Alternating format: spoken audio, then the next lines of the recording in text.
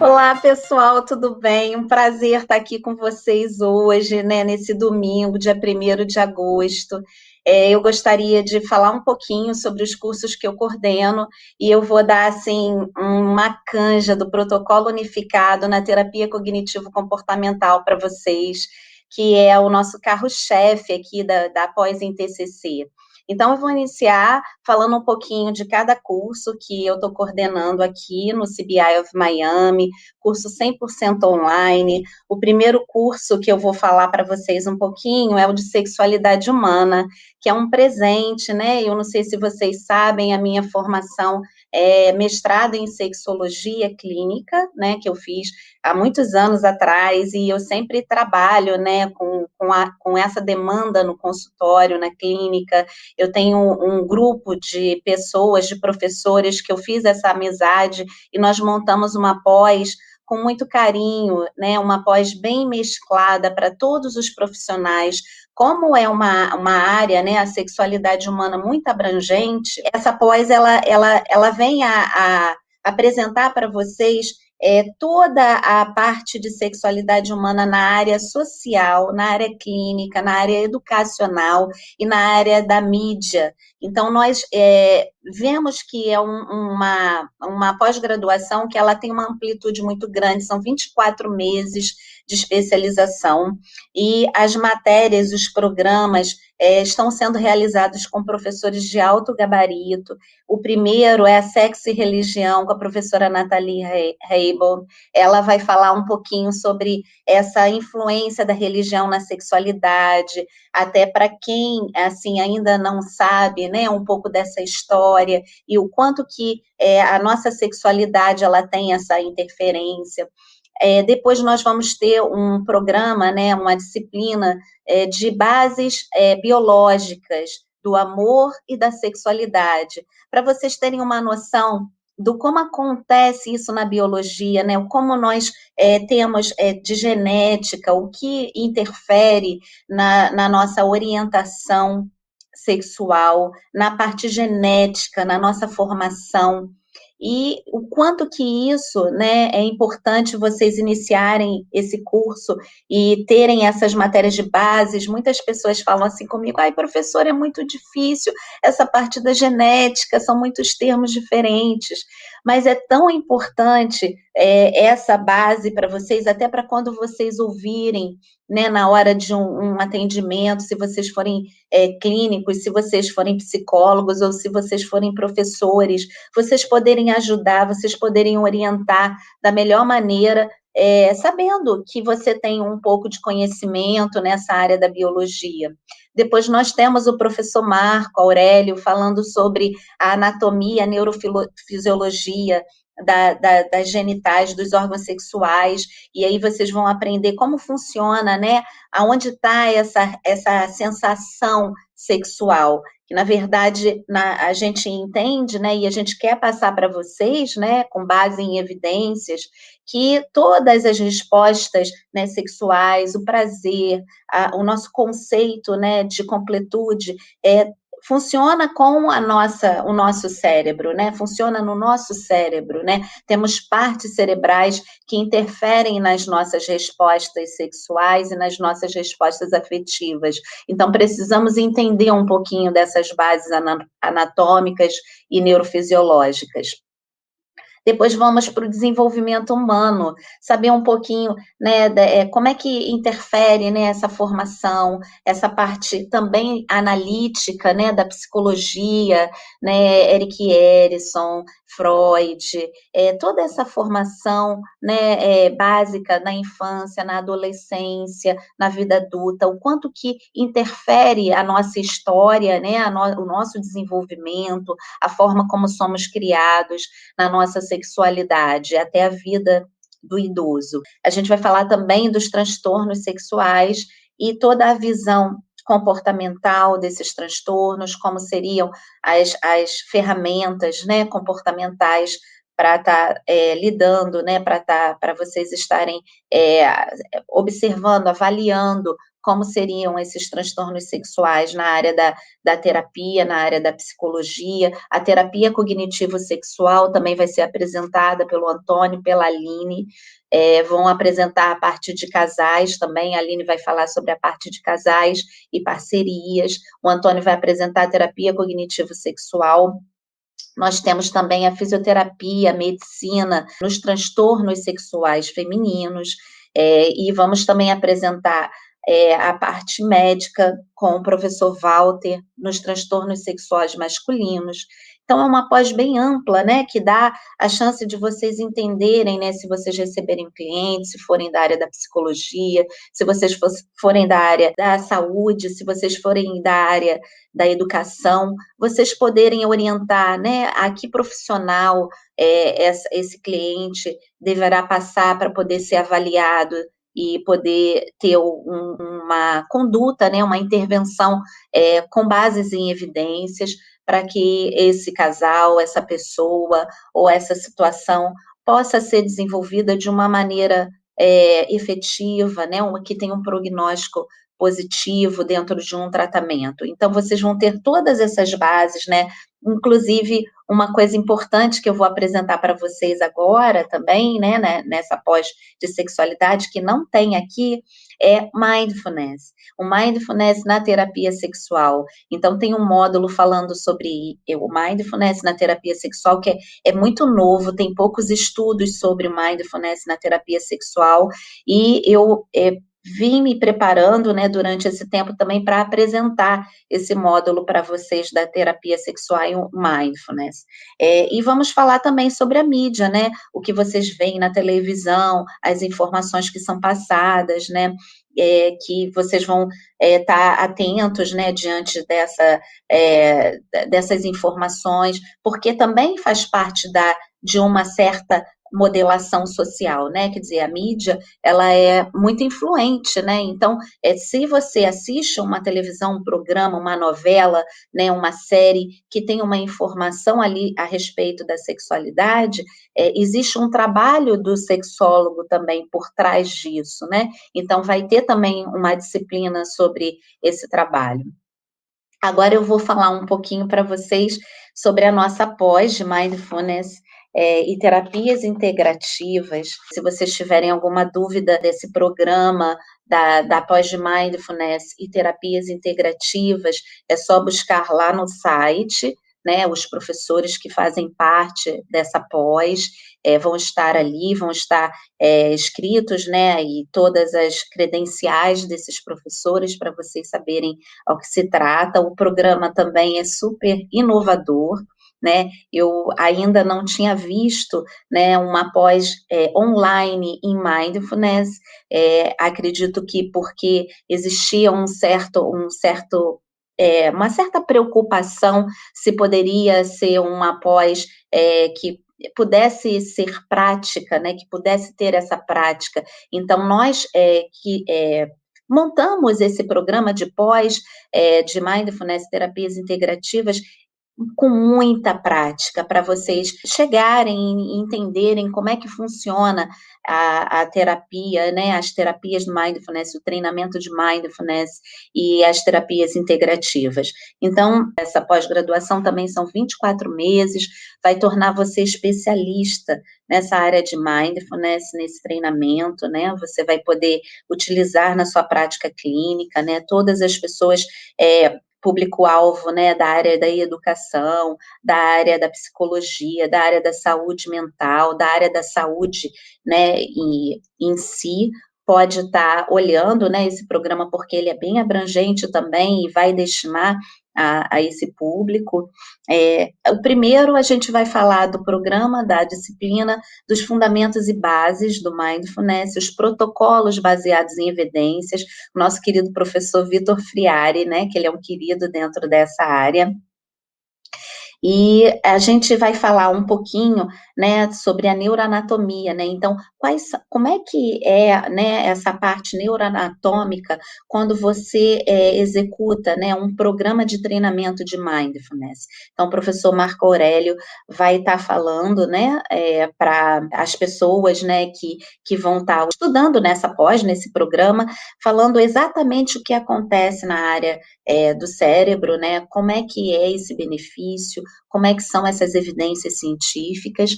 Tem algumas perguntas aqui, né, que vão estar, que estão falando e eu vou estar respondendo também. A Michele, ela pergunta quais os benefícios do mindfulness para o TEA. Já vi algumas indicações médicas. Michele, eu trabalho aqui com o TEA, né, com o transtorno do espectro do autismo, e a gente trabalha, né, assim, com a concentração, o tempo inteiro é a atenção plena, né, o mindfulness, nada mais, nada menos, é a atenção plena e a autorregulação.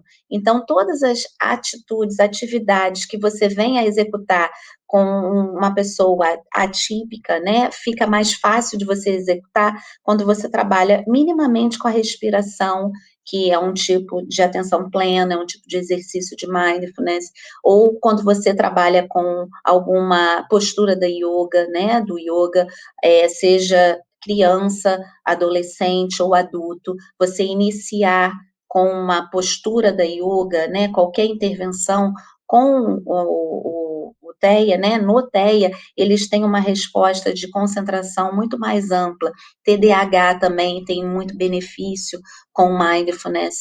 Então, nós temos aí, né, várias evidências, né, de estudos que estão se falando sobre a regulação emocional, né, com o transtorno do desenvolvimento, neurodesenvolvimento. É muito importante, tem uma eficácia muito grande, o nosso trabalho rende, então você pode estar buscando, né, esse conhecimento e aplicando. Nessa pós, a gente vai ter um programa sobre o mindfulness e terapias contextuais para crianças, né, e adolescentes. Então, quem tem esse interesse pode estar buscando, né, e vendo se vocês avaliam direitinho, né, aprendem, né, a estar observando como faz o mindfulness nas crianças e nos adolescentes, porque é bem interessante você trabalhar com as crianças, principalmente com as crianças com transtornos de neurodesenvolvimento. Ajuda também, Daniele, na agitação infanto-juvenil do TEA. Fantástico, sabe? O programa, se você iniciar qualquer intervenção com mindfulness para os transtornos de desenvolvimento, você tem uma efetividade no teu trabalho muito maior, a concentração, né, a atenção da criança diante daquela intervenção que você está realizando, ela fica muito mais efetiva, né? Nós vamos ter o mindfulness e a terapia dialética comportamental com o professor Sandro nesse programa, a ACT, que é a terapia de aceitação e compromisso, com a Fernandinha Coutinho. Nós vamos ter a terapia da compaixão e mindfulness com a professora Verusca, que também é do nosso programa, né, aqui do CBI, do nosso curso de CBI, professora, vai se apresentar logo depois de mim. Nós vamos ter a comunicação não violenta com a professora Márcia Ricardi, que vai falar um pouquinho sobre essa coisa da comunicação, da empatia, né, do como você pode estar se comunicando, né, de uma forma agregadora, né, de uma forma integrativa com o outro. Nós vamos ter um programa do yoga com o professor Henrique, que vai ser também muito interessante vocês receberem, né, essas informações do yoga.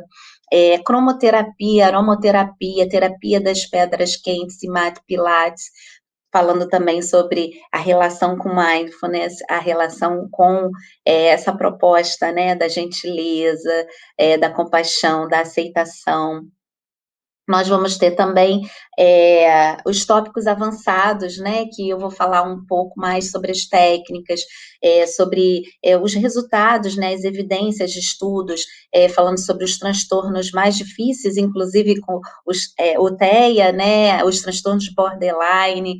Eu vou falar um pouco mais sobre essa parte nesse último módulo, né, que são os tópicos avançados, vão ensinar exercícios, né, de mindfulness, tem várias técnicas, vários exercícios, então é uma pós muito prática, como eu falei no início, né, vocês vão trazer, né, vão ter, né, essa possibilidade de fazer esse treinamento durante esse curso de pós-graduação, né, e vão poder aplicar, né, durante a clínica de vocês, ou se vocês são educadores, né, com os alunos de vocês, o resultado, assim, é bem, bem interessante. Agora eu vou falar sobre o nosso carro-chefe, que é terapia cognitiva, comportamental, que eu reservei, assim, um espaço maior para falar um pouquinho sobre o protocolo unificado com vocês, que eu sei que todo mundo quer saber mais, todo mundo quer um pouquinho dessa experiência, né, tá todo mundo querendo buscar mais informações, né, sobre o mindfulness. Então, eu vou falar aqui um pouquinho para vocês sobre o curso, né? O curso de pós-graduação em terapia cognitivo-comportamental.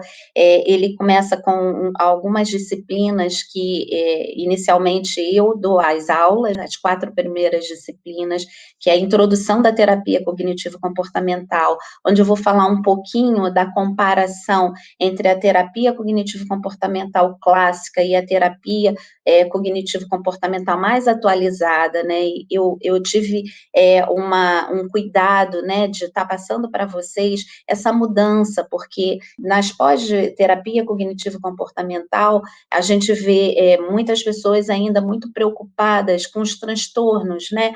O que é isso? Como trabalha o transtorno fóbico? Eu posso trabalhar com uma pessoa com ciúme? Como eu posso trabalhar com uma pessoa que tem pânico ou com risco de suicídio? Então, a gente, quando trabalha com a terapia cognitivo-comportamental, os transtornos, na verdade, existia uma necessidade minha de olhar para aquela pessoa como única, né? Eu buscava entender exatamente o que aquela pessoa ali ela estava me apresentando como ser humano, né? E o que eu podia, né, dentro da minha parte clínica, né, entender e ajudá-la nesse processo de desenvolvimento. A terapia cognitivo-comportamental é para psicólogos, né, e para médicos psiquiatras, né, para poder ter essa especialização como clínico, para fazer a intervenção.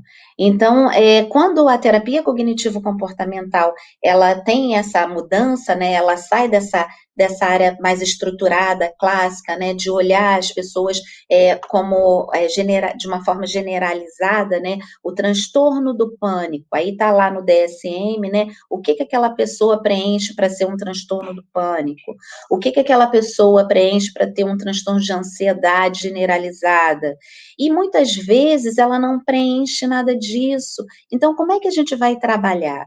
Então, a minha preocupação era ter um olhar mais atualizado, era buscar para vocês algo diferente que me angustiava, que era, não tem um transtorno. Como é que eu vou trabalhar dentro da TCC? Ou tem vários transtornos naquela pessoa, tem várias comorbidades, e como eu vou trabalhar para você?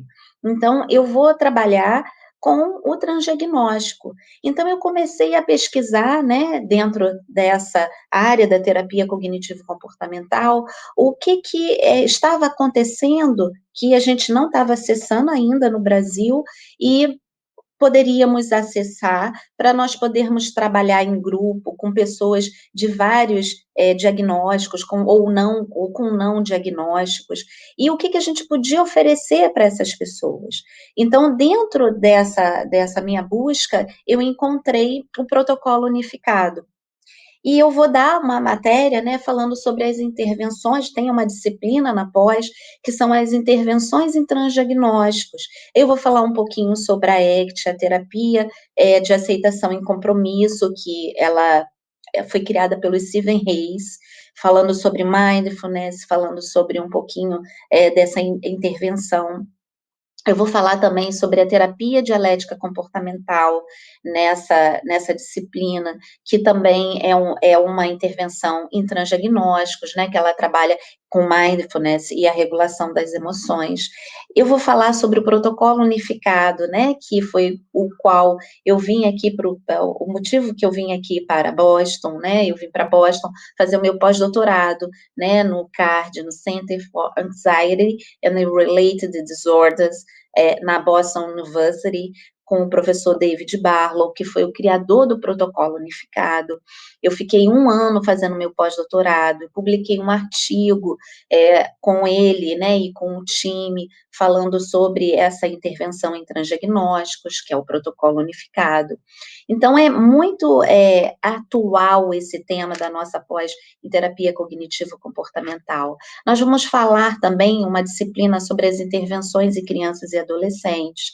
Nós vamos ter uma disciplina sobre a relação terapêutica, que é um passo fundamental, né, para você fazer uma troca, né, para você entender como essa troca, eu estava ouvindo, né, agora há pouco, a Simone e a Mari falando sobre o posicionamento profissional, né, que muitas vezes a gente tem que sair um pouco desse lugar do saber, mas interagir com o outro de uma maneira empática, para entender que ele também está passando por uma situação difícil e que ele quer uma solução, e essa solução talvez ele acha que ele tenha sozinho, né, e ele tente de várias maneiras buscar essa solução sozinho. Quando chega até você, ele já chega numa situação mais cansada, ou com mais resistência, ou com mais impaciência. Então, você, enquanto psicólogo, quebrar esse padrão, né, essa rigidez, trabalhar com essa flexibilidade, se colocar no lugar do outro, né, para que a gente possa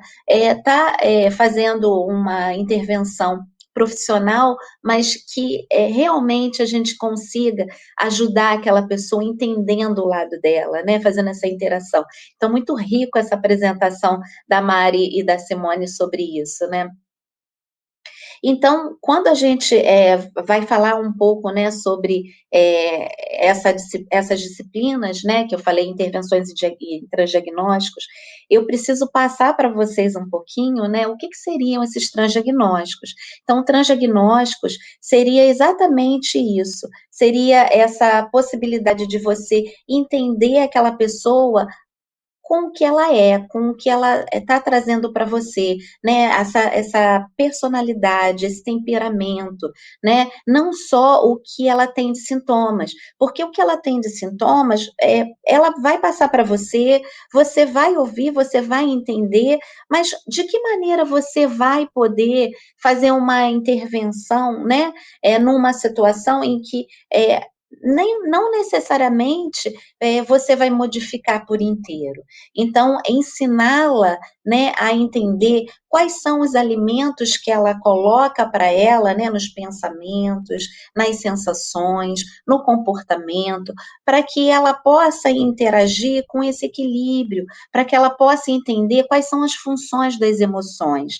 Então, o protocolo unificado nada mais é que uma intervenção em transdiagnósticos, que vai trabalhar, né, com qualquer situação, não tendo ou tendo um diagnóstico, por isso chama transdiagnósticos, ou tendo várias sobreposições, comorbidades, e que vai objetivar a regulação dessas emoções. O que seria isso, né, em primeiro momento? Seria você identificar quais seriam esses pensamentos, né? Como eu penso sobre as coisas que acontecem comigo? Como eu penso sobre as minhas relações e essas coisas que acontecem comigo, né? Como é que seriam essas sensações? O que exacerba de mim quando eu penso, né, sobre isso, sobre alguém, sobre uma situação? O que acontece comigo? O que eu sinto, né? E como eu ajo? Então, essa integração do pensamento, das sensações, das emoções e do comportamento, ela é integrada, né, como na terapia cognitivo-comportamental clássica, mas no protocolo unificado, a gente vai integrando no processo da psicoeducação com o nosso cliente. Então, esse cliente é ativo o tempo inteiro, ele participa do trabalho o tempo inteiro, ele colabora com esse trabalho, porque a partir do momento que você começa o primeiro módulo do protocolo unificado, você já passa para ele, né, a motivação para o tratamento. Quando você passa a motivação para o tratamento, você coloca as vantagens e desvantagens dele estar ali, né? Você busca com ele, né, a integração de tudo que ele está fazendo como fatores mantenedores, né? Antigamente a gente chamava de ganhos secundários, né? Quais são os ganhos que ele está tendo, né, secundariamente, quando ele fica nessa zona de conforto, quando ele não busca ajuda. E aí você vai trabalhando esse desenvolvimento, né, desse racional com ele, né? E todas as histórias que ele traz, né, como uma conceituação que a gente vai fazendo com ele, né? Que histórias que ele traz, esse indivíduo traz ao longo da vida, né? Que crenças ele apresenta, né, intermediárias, né? Ou seja, relacionadas a uma situação que ocorreu no passado dele e que ele interpreta da mesma forma hoje, né? Que ele significa daquela mesma forma. Que crenças centrais, né? Quais são os esquemas, né? Que estão desadaptativos, né? O que ele reage, de que forma ele reage no mundo. Então, quando você começa a trabalhar com o temperamento da pessoa, né? Quer dizer, não só os fatores que desencadeiam aquela situação, aquele problema, aquelas queixas, aquelas sensações, e sim como é essa pessoa diante disso, né? Como ela se coloca diante disso. A partir desse momento, você começa a trabalhar com ela nesse desenvolvimento, ela entender, ela enxergar, então você psicoeduca, né, dentro dessa parte emocional. Você trabalha com a terapia racional, emotivo, comportamental no protocolo unificado. Ela está relacionada a isso, né, aos eventos que ocorreram, que fizeram eu perceber isso dessa forma, que são minhas crenças, que fazem eu entender que eu reajo dessa forma, eu penso dessa forma, eu sinto dessa forma e as consequências que isso me traz. A partir do momento que eu trabalho com a terapia racional emotivo comportamental, eu tenho a oportunidade de fazer as exposições, que também é uma outra técnica, né, com o uso do mindfulness, com as observações, com as gentilezas, com a compaixão, com a aceitação, com a regulação emocional. E a partir daí, né, eu tenho uma outra perspectiva para eu avaliar. Ninguém é igual o tempo inteiro, né? Nós vamos modificando diante das situações que vão acontecendo conosco. E a partir desse momento, né, a gente vai ensinando esse cliente a lidar com essas situações novas e a criar essa flexibilidade de entendimento, né, que é o que a gente chama flexibilidade cognitiva. Cada situação é uma situação. A partir do momento que eu tenho uma evitação de uma situação, ou eu brigo com aquela situação, ou eu luto, né, com aquela situação, ou eu supercompenso de outras maneiras aquilo que está me causando dor, eu estou observando, né, que eu não estou sendo eu mesma, eu estou me defendendo, eu estou me tirando dessa conexão. E o mindfulness, né, entra aí no protocolo unificado exatamente para você experimentar como é ser você. Como é você lidar com essa ansiedade? Qual a função que essa ansiedade tem para você? Ora, toda emoção tem um lado bom e um lado ruim. Como é que nós vamos lidar, né, ponderando esse lado bom e ruim, flexibilizando? Não é sair do bom ou nessa aí do ruim e para o bom, ou nessa aí do bom e para o ruim, porque ninguém consegue fazer essa transição de uma vez só, mas é possível que a gente experimente e a gente faça essa transição gradualmente. Então, quando a gente começa a lidar com esse entendimento, né, mindfulness, entendendo que as emoções têm uma função, né, a emoção ela direciona os pensamentos, as ações, e para isso a gente precisa estar racionalmente observando, né, o que nós somos cada dia diante de cada situação nova, né, o que eu olho para mim e interajo, né, quando eu me permito durante um tempo fazer um enfrentamento de uma situação que para mim é desagradável, né? Então, dentro desse protocolo, do protocolo unificado, a gente também faz experiências com as sensações físicas. Por exemplo, a gente tem um exercício que a gente faz com canudo, e a gente, para lidar com essa ansiedade, com essas sensações físicas da ansiedade, a gente pede a pessoa para respirar só com a boca pelo canudo, para ela provocar uma sensação de falta de ar, né, de hiperventilação, e aí a gente faz o mindfulness, faz a técnica da respiração diafragmática, para que ela possa concentrar no que está acontecendo no exato momento, trabalhar com essa respiração e alternar esse neurotransmissor, né, a noradrenalina e o oxigênio que está em desarmonia nesse momento. A partir do momento que você faz esses treinamentos, que pode ser com canudo, como eu falei, ou pode ser também com alguns pacientes meus preferem rodar, né, dão umas rodadas, né, em pé, e aí tem aquela sensação de tonteira, a sensação de falta de ar, de taquicardia, e regular novamente essas sensações. Então, isso também é uma estratégia que a gente utiliza no protocolo unificado. E quando a pessoa observa que ela mesma consegue fazer essa regulação, ela faz uma nova avaliação sobre aquele evento. Lembra que eu falei para vocês da terapia racional emotivo comportamental? Então, eu sou uma pessoa a cada evento, eu tenho uma experiência a cada evento. Como eu me avalio diante dessas situações? Uma outra questão, um outro passo, né, um outro módulo do protocolo unificado, é você avaliar os 3 conceitos da emoção, né? A intensidade, o quanto que essa emoção está intensa, o quanto que essa emoção aparece, a frequência e a durabilidade dessa emoção, né? Quanto tempo essa emoção ela fica, né, ali com você. É, então, a partir desse momento que você vai observando, né, que essa pessoa vai equilibrando novamente, regulando novamente a emoção, ela vai aprendendo uma nova habilidade, um novo recurso para ela lidar com esse desequilíbrio, para ela lidar com essas intensidades emocionais, para ela fazer novos enfrentamentos, né, gerar novas potencialidades nela mesma, e isso faz com que ela faça uma reavaliação ao longo desse tempo, para que ela tenha, né, um novo olhar sobre aquela situação.